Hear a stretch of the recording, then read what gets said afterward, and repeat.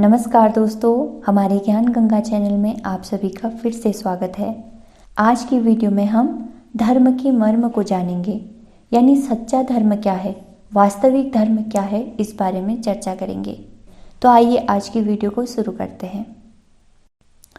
दोस्तों, आदिकाल से हमारे देश में ही नहीं बल्कि सारी दुनिया में धर्म के नाम पर राजनीति होती आई है। पहले हमारे देश में हिंदू, मुस्लिम, सिख और ईसाई, ये 4 प्रमुख जातियां हुआ करती थी। इन चारों जाति के लोगों के अपने अपने धर्म थे, जैसे हिंदुओं का हिंदू धर्म, मुसलमानों का इस्लाम, सिखों का सिख धर्म और ईसाइयों का ईसाई धर्म। बाद में जैसे जैसे जनसंख्या बढ़ती गई वैसे वैसे जातियां भी बढ़ती गई और इनके धर्म भी बढ़ते गए। अब धीरे धीरे धर्म का जो सार तत्व था वो तो खो गया, लेकिन बाहरी आडंबर धर्म कहलाने लगा। आज भी जो लोग नित्य सवेरे उठकर मंदिर, मस्जिद, गुरुद्वारे या चर्च में जाकर अपनी उपस्थिति दर्ज कराने में लगे रहते हैं और जो जितना अधिक तीर्थ यात्रा करने में समर्थ है, वही लोग धर्मात्मा कहे जाते हैं। आज के युग में केवल दिखावा करने की होड़ लगी है।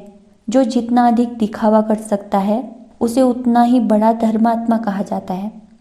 अब इन धर्मात्माओं में केवल 10% लोग धर्म को अच्छी तरह से जानते हैं, बाकी बचे 90% लोग बाहरी दिखावा करते हैं। दोस्तों, दिखावा भी 2 प्रकार का होता है। एक तो ऐसे लोग होते हैं जो अंदर से कोमल होते हैं, लेकिन कभी कभी उन्हें क्रूरता का भी प्रदर्शन करना पड़ता है। जैसे एक माँ अपने बच्चे से बहुत प्यार करती है, लेकिन कभी कभी उसे बच्चे को डांटने फटकारने में उसे गुस्से का दिखावा करना पड़ता है। अब दूसरा उदाहरण, जैसे प्रभु श्री राम अंदर से बहुत कोमल हैं, जिन्हें हम करुणा निधान कहते हैं, परंतु उन्हें भी रावण जैसे अभिमानी को सबक सिखाने के लिए कठोर बनना पड़ा। यदि वे रावण से युद्ध न करते तो राक्षसों का नाश कैसे होता।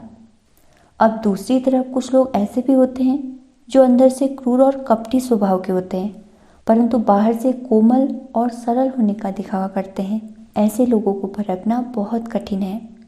जैसे महाभारत में आपने शकुनी मामा को देखा होगा, वो कितना छली और कपटी था। दुर्योधन के मन में द्वेष भाव भरकर महाभारत का युद्ध रचने में उसी का हाथ था, जो युद्ध में खुद तो मारा ही गया और साथ ही सारी कौरव सेना के विनाश का भी कारण बना। दोस्तों, महाभारत काल में तो केवल एक शकुनी था, लेकिन आज के दिखलावटी युग में कौन शकुनी से कम है। इसीलिए इनको परखना और इनको पहचानना बहुत ज़रूरी है। हमारे देश में समय समय पर कई धर्मात्मा पुरुषों ने जन्म लिया और उन्होंने धर्म की अलग अलग परिभाषाएं भी दी, परंतु यदि आप धर्म के मर्म को जानना चाहते हैं तो आपको संतों का संग और उनके ज्ञान को अपने जीवन में, अपने आचरण में उतारना होगा, तभी हमारा कल्याण संभव है। तो क्या आप जानते हैं कि संत क्या कहते हैं? संत कहते हैं, जब तक जीवन में शुभ कर्मों का संचित सामान नहीं होगा, तब तक भवसागर पार उतरने का कोई विधान नहीं होगा। जीवन की सुंदर खेती में जो बोओगे वहीं काटोगे। बोयागर पेड़ बबूल का, बदले में आम नहीं होगा, बदले में आम नहीं होगा।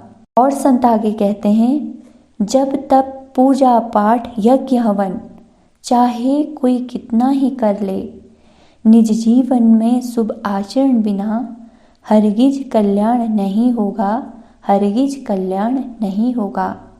और संत आगे कहते हैं, प्रभु के दर्शन जब भी होंगे, जिसको होंगे हृदय में होंगे। मंदिर, मस्जिद, गुरुद्वारे में बैठा भगवान नहीं होगा, बैठा भगवान नहीं होगा।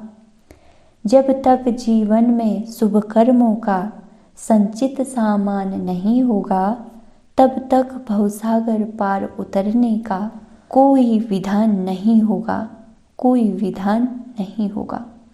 तो कहने का अर्थ यही है कि धर्म वही है जो हमें प्रभु से जोड़ दे। भगवान कहीं और नहीं, अपने हृदय में है। इसीलिए प्रभु का दर्शन करने के लिए हमें अपना अंतःकरण साफ करना होगा।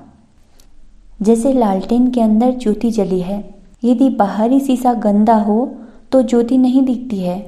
ठीक उसी प्रकार प्रभु तो हमारे भीतर ही हैं।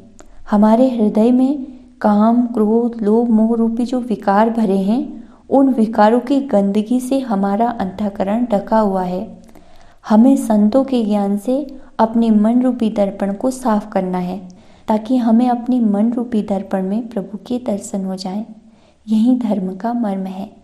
तो आशा करती हूँ आपको ये वीडियो ज़रूर पसंद आई होगी। यदि पसंद आई है तो इसे लाइक करेगा और अपने फ्रेंड सर्कल में ज़रूर शेयर करेगा। साथ ही जो लोग हमारी वीडियो में नए जुड़े हैं वे हमारी ज्ञान गंगा चैनल को सब्सक्राइब ज़रूर करेगा। तो मिलते हैं दोस्तों नेक्स्ट वीडियो के साथ। तब तक के लिए मुस्कुराते रहिए। Now thanks for watching.